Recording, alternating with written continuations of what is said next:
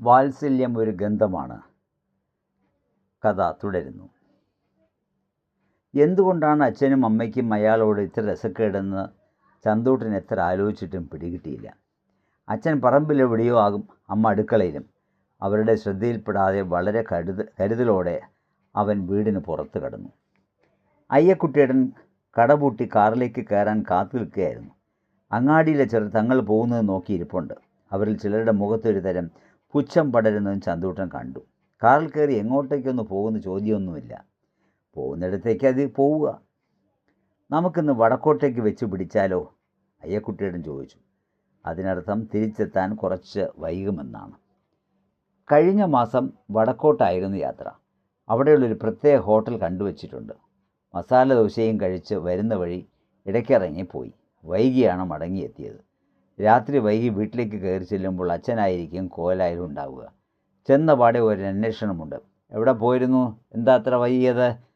ഒരുത്തരം കൊടുക്കാതെ വയ്യ. വായനശാലയിലായിരുന്നു. കേട്ടുപാടെ അച്ഛനകത്തേക്ക് പോവും. എന്നിട്ട് ഒരു മുറവുമായി പുറത്തു വരും. മുന്നിലേക്ക് നീക്കി വെച്ചിട്ട് പറയും, എന്നാലേ കൊണ്ടുവന്നതിലോട്ട് ചൊരിഞ്ഞോളൂ. അച്ഛൻ്റെ പരിഹാസ വർത്തമാനത്തിനോട് ഒന്നും പ്രതികരിക്കാതെ പതുക്കകത്തേക്ക് കയറുന്നു. വീട്ടിൽ തിരിച്ചെത്താൻ വൈകിയാൽ ഇന്നും അത് തന്നെ ആവർത്തിച്ചേക്കുമെന്ന് ചന്തൂട്ടനും പറയുന്നു. എന്നാൽ അതിനെക്കുറിച്ചൊന്നും അയ്യക്കുട്ടിയോട് സൂചിപ്പിക്കാൻ പോയില്ല. ഒരു കണക്കിൽ അയാൾ പാവത്താനാണ്. അല്ലെങ്കിൽ ഒരു പാവത്താൻ്റെയും മനുഷ്യസ്നേഹമില്ലാത്തവൻ്റെയും ചേരുവകൾ ഒരുപോലെ അയാളിലുണ്ടെന്നും ചിലപ്പോൾ തോന്നിപ്പോകുന്നു. ഡ്രൈവിങ്ങിൽ ശ്രദ്ധിച്ച് സ്റ്റിയറിങ്ങിൽ വലത് കൈകൊണ്ട് താളമിടുകയായിരുന്നു. പെട്ടെന്ന് അയാൾ പൊട്ടിച്ചിരിച്ചു. കാരണം തിരക്കേണ്ട ആവശ്യമില്ല. വാരികയിലെ ഫലിതബിന്ദു പങ്ക്തിയിലെ ഏതോ ഒരു തമാശക്കുറിപ്പ് മനസ്സിലേക്ക് വന്നതുകൊണ്ടുള്ള ചിരിയാണത്. ലക്ഷ്യസ്ഥാനത്ത് എത്തുന്നതിന് മുമ്പുള്ള പാലം കടന്നപ്പോൾ അയ്യക്കുട്ടിയേട്ടൻ എന്തെങ്കിലും സംസാരിക്കണമെന്ന് തോന്നി. അത്രയും ദൂരം കാറിലൊന്നും മിണ്ടാതിരുന്നതുകൊണ്ട് തെല്ലും മടുപ്പും തോന്നിയിരുന്നു. അയാളോട് സംസാരിക്കാൻ പറ്റിയ വിഷയം എന്താണ്? ഫലിതബിന്ദുക്കളും കാർട്ടൂണുകളോ വായിക്കുമോ? അതുകൊണ്ട് അതുപോലെയുള്ളതൊന്നും സംസാരിക്കാനും കഴിയുമായിരുന്നില്ല. അയ്യക്കുട്ടിയേട്ടന് പത്രം വായിക്കുന്ന ശീലവും ഇല്ലാത്തതുകൊണ്ട് പൊതുകാര്യങ്ങൾ അറിയുകയുമില്ല. രാഷ്ട്രീയ വിഷയങ്ങൾ ഒട്ടും താല്പര്യമില്ല. എന്നാലും എന്തെങ്കിലും ഒന്ന് സംസാരിച്ചേ മതിയാവും.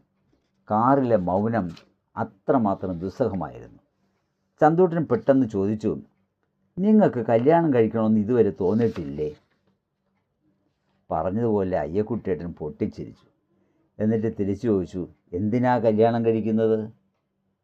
ജീവിതകാലം തമ്മിൽ അടിച്ചു കഴിയാനാണോ? അല്ല, മനസ്സിലായില്ല. ചന്തൂട്ടൻ പറഞ്ഞു, എൻ്റെ അച്ഛനമ്മയും തമ്മിൽ ജീവിതത്തിൽ ചിരിച്ചു കണ്ടിട്ടില്ല. വീട്ടിൽ ഇഷ്ടം പോലെ സ്വത്തുണ്ടായിരുന്നു. എന്നിട്ടും ഒരു തൃപ്തി ആർക്കുമില്ലായിരുന്നു. അവരുടെ ഏക മോനായിരുന്നില്ലേ ഞാൻ. എന്നിട്ടും എന്നോട് ഒരു സ്നേഹം രണ്ടാളും കാണിച്ചിട്ടില്ല. രണ്ടാൾക്കും മരിക്കുന്നവരെ വാശിയായിരുന്നു. അങ്ങനത്തെ ഒരു ജീവിതം വേണ്ടെന്ന് ഞാനും വച്ചു. ഈ കഥ നാളെ തുടരും.